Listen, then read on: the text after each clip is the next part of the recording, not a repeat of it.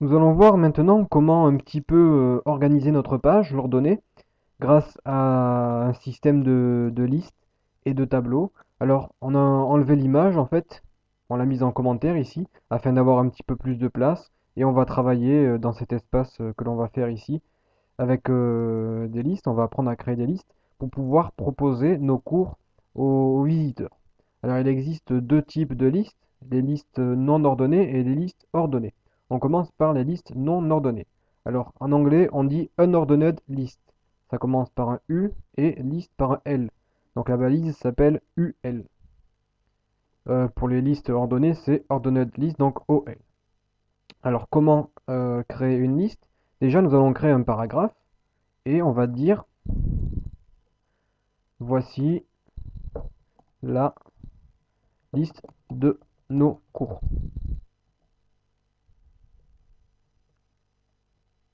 Alors là, on a créé un petit paragraphe qui présente la liste et ensuite nous allons créer une liste. Donc on utilise la balise UL comme on vient de le voir, que l'on referme, donc tag slash UL, et il faut maintenant mettre les éléments de la liste. Alors les éléments, ce sont des items, en anglais on dit list item, donc LI, qui veut dire list item. On crée la balise LI, et on referme cette balise LI, et là on va mettre le nom de notre item. Donc par exemple XHTML, HTML, on va copier ceci, donc CTRL C, CTRL V, on a cours de Photoshop, on va à la ligne CTRL V, les jeux 3D avec Unity, à 3D, on va mettre la programmation C, bon voilà, on peut créer des listes comme ça, et on enregistre. Et là, si on regarde ce qui se passe, nous avons, voici la liste de nos cours vidéo, et nous avons notre liste qui s'est créée. Donc on voit, il y a un petit rond, et chaque item est à côté est associé à ce petit rond. Donc en fait, on a tous les éléments de la liste. On peut légèrement modifier cette présentation en allant dans les styles, dans notre feuille de style. On fait un peu de place. Si on veut modifier donc notre liste non ordonnée, on marque UL. Et là, on peut définir quelques petits paramètres. Par exemple, on fait un list style position, qui va nous permettre de positionner nos items de la liste. Si on fait deux points inside, donc ça veut dire à l'intérieur, le contraire c'est outside, on regarde et là si vous regardez bien, notre texte, le début de notre texte est parfaitement aligné avec notre paragraphe. Si on retire, ça ne se voit pas trop puisque là c'est petit, mais si on met ça en commentaire, on fait un slash étoile, étoile, slash. On enregistre et là on regarde, tac, c'est décalé vers la gauche. Donc là, ça nous permettra de rendre la liste alignée, donc plus présentable. Et puis nous avons des petits ronds. Si on veut mettre autre chose que les ronds, on a qu'à dire list style, list style type. Deux points. Donc rond c'est circle et carré c'est square. Point virgule, on enregistre, on rafraîchit la page et là au lieu d'avoir des petits ronds, nous avons des petits carrés. Donc c'est pas grand chose, mais vous pouvez décider de comment vous souhaitez organiser votre liste. On retourne dans notre code HTML et nous allons créer une nouvelle liste.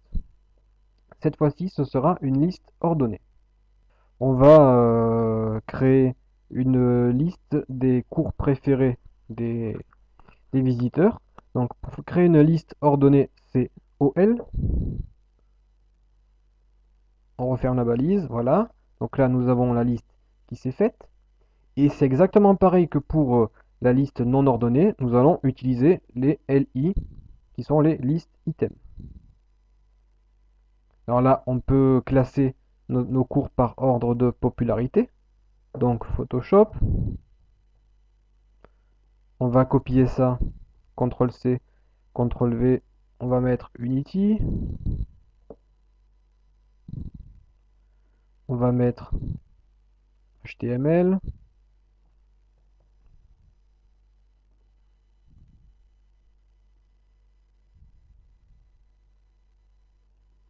On va copier ça encore une nouvelle fois. Oups. CTRL-Z. Tac. CTRL-C. Et là, CTRL-V. Voilà, donc là nous avons 6 éléments. On enregistre, on rafraîchit et on voit que nous avons nos... On n'a pas mis de paragraphe. On va rectifier ça. CTRL-C.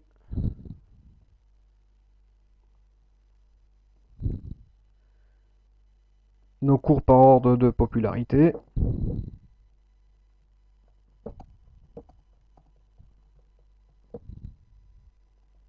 On enregistre, on rafraîchit.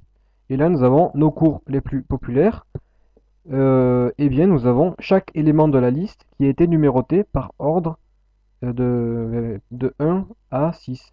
Et puis ça fait comme ça jusqu'à l'infini, quoi. Les chiffres viennent s'ajouter à chaque fois que vous ajoutez un nouvel élément. On incrémente de 1.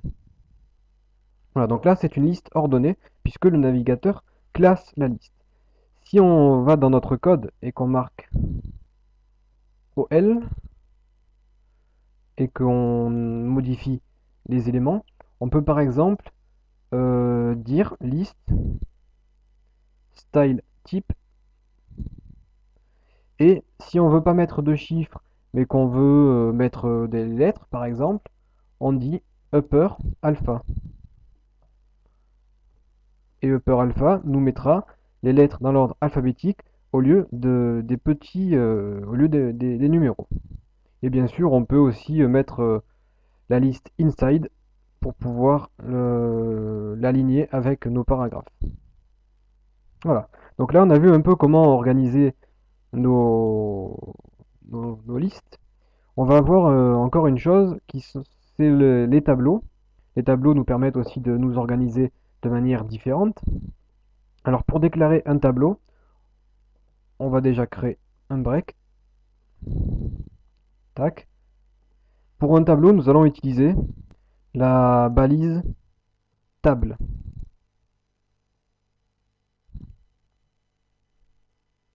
Donc là, nous avons déclaré un tableau que nous allons refermer, donc slash table. Et il faut... un tableau s'organise en ligne et en colonne. Donc il faut traiter ligne par ligne. C'est-à-dire que si notre première ligne doit avoir 3 cellules, on va créer nos 3 cellules. Ensuite, on va créer notre deuxième ligne avec 3 cellules, etc. Nous allons déclarer nos lignes. Alors, pour créer notre première ligne, on ouvre les chevrons, on marque TR, on referme cette balise, on va créer la balise fermante associée, donc slash TR, et là nous venons de créer une ligne. Mais cette ligne est vide. Pour créer une cellule, on utilise la balise TD, que l'on ouvre et que l'on referme. Voilà. Donc là, si vous avez bien suivi, on a fait le tableau, la première ligne et la première cellule. Donc dans cette cellule, on peut marquer quelque chose. Si on copie cette cellule, CTRL-C, CTRL-V, CTRL-V, nous venons de créer un tableau de une ligne avec 3 cellules qui contiennent quelque chose. Maintenant, si on veut créer une deuxième ligne de tableau, on n'a qu'à copier la première ligne, on colle la deuxième cellule, CTRL-C, CTRL-V, CTRL-V. Donc là, on a créé un tableau de 3 lignes avec chacune des lignes qui est composée de 3 cellules. On enregistre, on rafraîchit, et là, on voit dans notre page web que nous avons quelque chose, quelque chose, quelque chose, et nous avons bien notre tableau de 3 lignes, 1, 2 et 3, avec 3 cellules. En revanche, ça n'a pas vraiment l'aspect d'un tableau. Ça ne ressemble pas trop à un tableau. Mais nous venons quand même de créer un tableau. Alors bien évidemment, pour pouvoir mieux organiser ce tableau, nous allons utiliser notre feuille de style CSS et on va interagir en fait sur les balises table, TR et TD.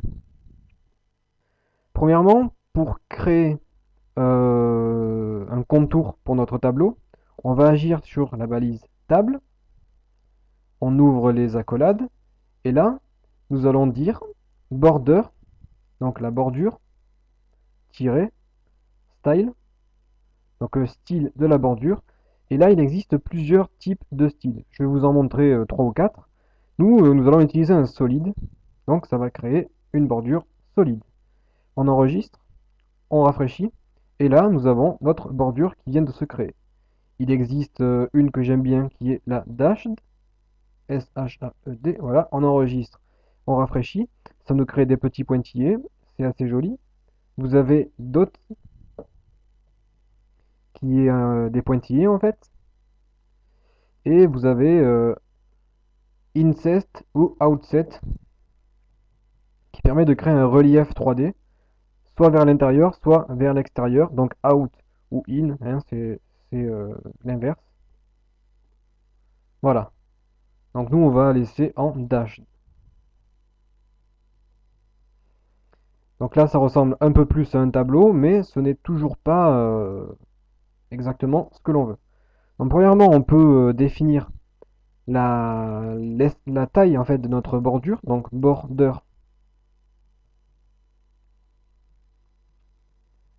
width, donc la taille, et on donne notre taille en pixels. Donc si on veut du 2 pixels, on met 2px, point virgule, on enregistre, et là nous avons une bordure plus fine de 2 pixels. On peut donner une couleur, donc là on va pas la mettre la couleur puisque c'est mis en noir, mais pour que vous voyez ce que ça donne, on fait border-color, 2 points, et là, comme tout à l'heure, on met le nom de la couleur, blue, et là ça nous mettra une bordure bleue. Voilà. Donc là on ne va pas le faire puisqu'on va laisser en noir, c'est mieux. Maintenant, vous voyez que nous avons le contour du tableau, mais nous n'avons pas la délimitation des cellules. Tout simplement, on met table, virgule, TD, on enregistre, on rafraîchit, et là, vous voyez que vous avez la délimitation autour de chaque cellule. Le problème, comme vous le voyez, c'est que nous avons la première cellule qui est encadrée comme on le voulait, la deuxième cellule qui est encadrée comme on le voulait, la troisième cellule, et toutes les cellules sont encadrées par la même bordure, le tableau est encadré, et c'est très surchargé, et ce n'est vraiment pas beau, c'est trop encombré. Donc il existe une petite technique, une manipulation à faire pour pouvoir empêcher de ce surchargement, c'est qu'on va fusionner les cellules en fait, que chaque cellule soit collée et partage la même bordure. Alors pour faire ça, on fait border, collapse, qui nous permet de fusionner les cellules, et on dit collapse, point virgule, on enregistre, on rafraîchit, et là, notre tableau, eh bien, notre tableau est parfaitement comme un tableau doit être, quoi. Les cellules sont chacune délimitées les unes par rapport aux autres, mais nous avons qu'une seule séparation entre les cellules et nous avons représenté le tableau comme il faut. Donc voilà, avec les tableaux et les listes à puces, vous pourrez maintenant un petit peu mieux organiser vos pages et pourquoi pas créer des liens sur chacune des items de la liste pour pouvoir créer quelque chose de professionnel. Dans notre prochain cours, on verra encore comment approfondir plus nos connaissances dans le langage CSS afin de créer des sites encore plus beaux.